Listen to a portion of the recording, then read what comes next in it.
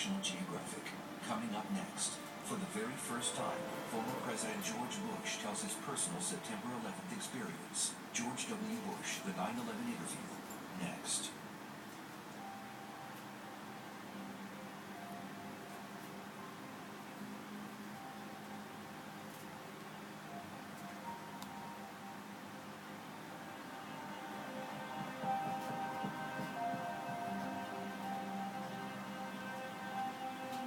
September the 11th was a monumental day in our nation's history. It was a significant day, and it was obviously, it changed my presidency.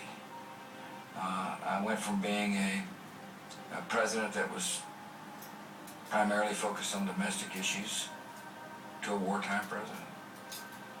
Something I never anticipated, nor something I ever wanted to be.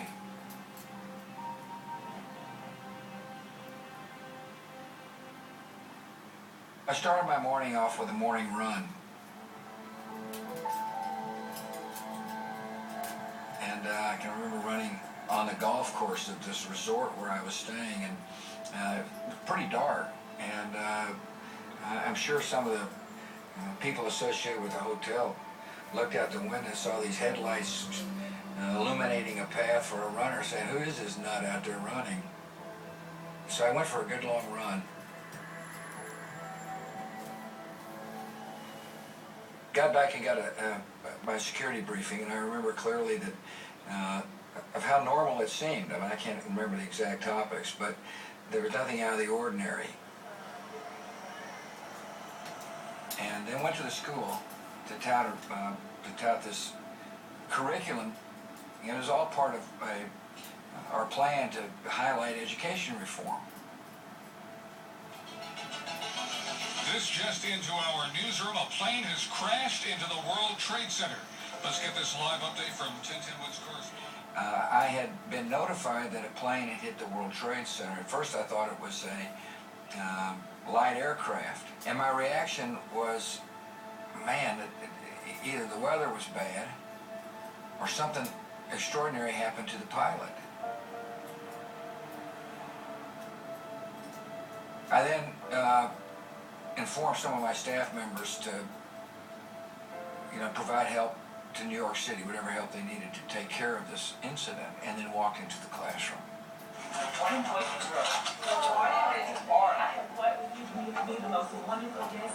Would you please stand and recognize the President of the United States? Good morning. The classroom was full of kids who were reading.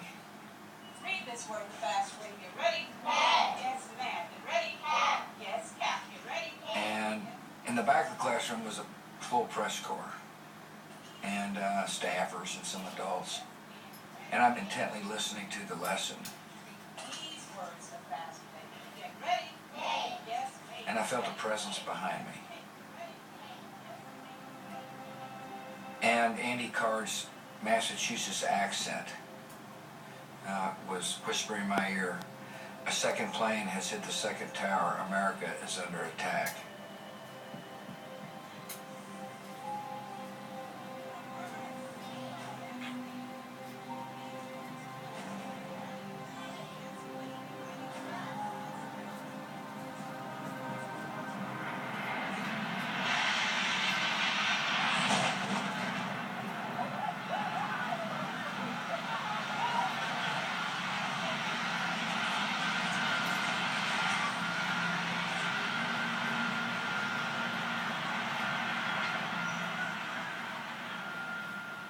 My first reaction was anger, who the hell would do that to America?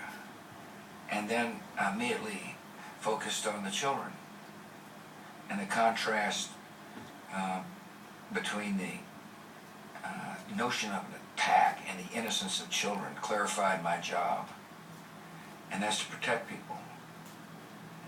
Instantly after that, the press corps started getting the calls. And it was like watching a silent movie. In the back of the room, reporters were on their cell phones. They were getting the same message I got, which meant that a lot of people would be watching my reactions to this crisis. So I made the decision not to jump up immediately. I didn't want to, and leave the classroom. I didn't want to rattle the kids. I wanted to project a sense of calm.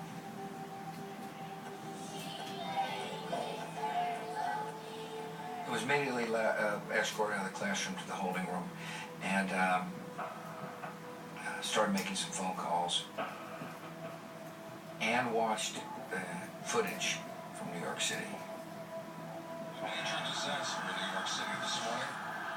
Both towers of the World Trade Center have been hit by aircraft. Both are in flames. Both suffered explosions.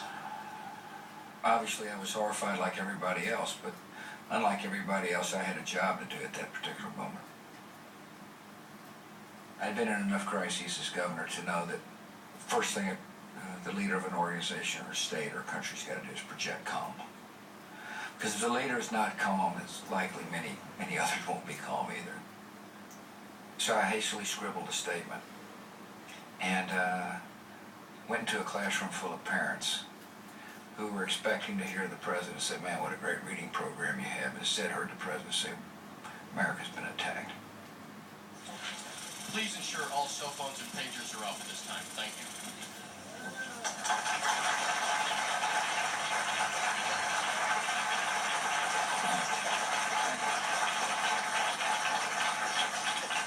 Ladies and gentlemen, this is a difficult moment for America.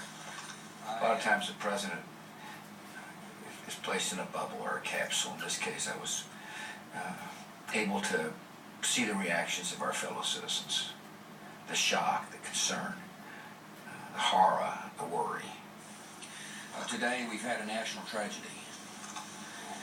Two airplanes have crashed into the World Trade Center in an apparent terrorist attack on our country. And I didn't linger much in the classroom after I'd given my statement because the Secret Service was anxious to get me on the move. I was immediately whisked away from the